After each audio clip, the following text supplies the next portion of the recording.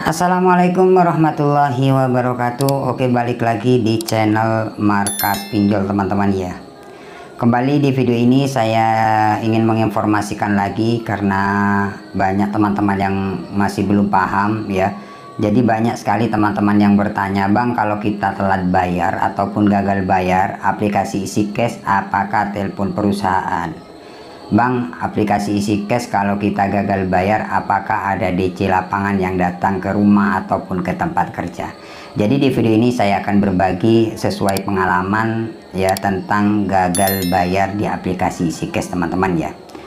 Oke, seperti biasa buat teman-teman yang baru menemukan channel ini atau belum subscribe ke channel ini, jangan lupa dukungannya dengan cara tekan tombol subscribe-nya agar kalian tidak ketinggalan jika saya mengupload video terbaru tentang pinjaman online teman-teman ya, baik itu ilegal maupun legal teman-teman ya.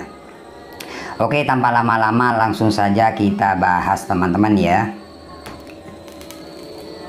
Oke, nah di sini ada tagihan 19.140.000 ya.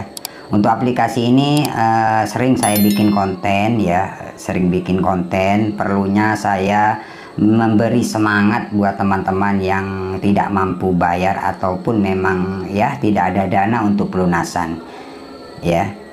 Oke, di sini teman-teman untuk aplikasi EasyCash ini sudah tidak dibayar telat 466 hari ya. Jadi untuk aplikasi EasyCash ini sudah lebih dari 1 tahun tidak dibayar ya. Total 19.140.000 ini sudah plus bunga atau denda ya. Di sini ada sekitar 5 cicilan ini sudah telat semua ya.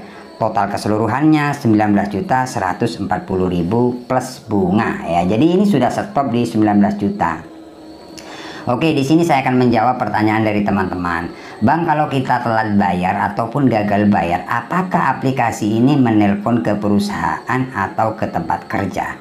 Jadi jawabannya simpel teman-teman. Misalkan teman-teman tidak mencantumkan nomor perusahaan atau nomor di mana kalian tempatnya bekerja, tidak mencantumkan nomor kerjaan kalian atau pabrik kalian, itu tidak bakalan meskipun kalian telat bayar ataupun gagal bayar. Ya, nah misalkan Bang saya tidak mencantumkan tapi dari pihak penagih misalkan mengancam menghubungi nomor perusahaan atau nomor tempat bekerja, itu nggak bakalan, itu hanya nakut-nakuti ya. Jadi buat teman-teman harus paham juga misalkan kalian telat bayar ya, karena kalau kalian telat bayar itu sudah pasti diteror, diancam dengan cara-cara seperti itu. Nah itulah resiko misalkan kalian gagal ataupun telat bayar di aplikasi pinjaman online yaitu EasyCash. Bang saya diancam mau dihubungi ke kantor ataupun ke tempat kerja, itu sudah biasa.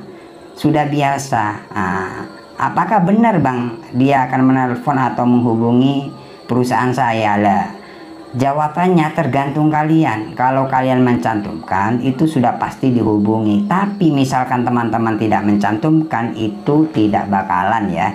Cuman kalian kalau tidak mencantumkan itu digertak-gertak. Agar apa? Ya agar kalian panik, agar kalian mencari dana talangan biar kalian melunasi tagihan tersebut, seperti itu. Jadi intinya kalau kalian telat bayar itu sudah pasti diteror, ditakut-takuti, seperti itu loh teman-teman ya. Jadi misalkan teman-teman tidak menyantumkan nomor perusahaan atau nomor tempat kalian bekerja, itu nggak bakalan menghubungi ya.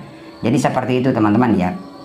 Bang kalau kita telat bayar apakah dari pihak aplikasi menghubungi di luar pondar? Enggak, jawabannya enggak ya. Kalaupun ada ya teman-teman, itu biasanya 1 orang atau 2 orang, itu pun kalaupun ada ya. Kebanyakan enggak sih, karena aplikasi ini pinjol legal ya.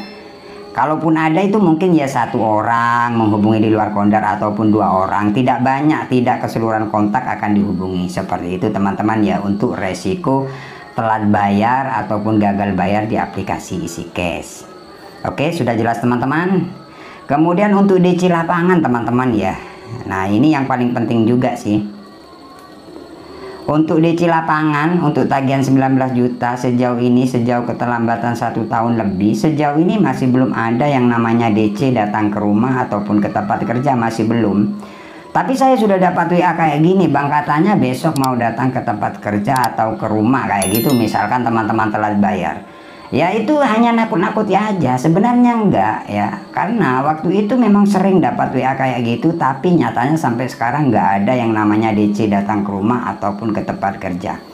Jadi intinya, kalau teman-teman telat bayar, ya saran saya, kalian harus kuat mental. Karena apa? Karena pinjol, ya kalau kalian telat bayar, sudah pasti diteror dengan cara-cara yang sudah saya sebut dari awal tadi. Diteror, ditakut-takuti, intinya agar kalian segera melunasi seperti itu. Makanya kalian harus kuat mental teman-teman, seperti itu. Nah untuk pengalaman di EasyCash ini, sejauh ini tidak ada DC yang datang ke rumah, tapi waktu itu sempat ada yang ngirim surat ke rumah sekitar hampir 2 bulan. Itu pernah dapat surat dari pihak EasyCash, tapi bukan DC lapangan, tapi cuma surat sebatas tagihan. Itu aja sih. Ini untuk pengalaman saya teman-teman ya. Nah untuk posisi aplikasi ini daerah mana bang? Ini daerah Jawa Tengah teman-teman ya. Ya, tapi bukan DC ya, cuman dapat surat aja, surat tagihan. Ada yang mengantarkan, tapi bukan DC. Kalau DC pastinya kan nagih kayak gitu. Ini cuman mengantarkan surat aja, seperti itu teman-teman ya. Jadi sejauh ini, sejauh keterlambatan 1 tahun di EasyCash tagihan 19 juta ini aman-aman saja teman-teman ya. Sejauh ini ya. Jadi seperti itulah untuk resiko gagal bayar di aplikasi EasyCash ya. Kalau masalah BI checking, teman-teman bisa lihat, misalkan teman-teman sudah lewat 2 bulan atau 3 bulan, misalkan kalian gagal bayar, kalian cek aja ke bank.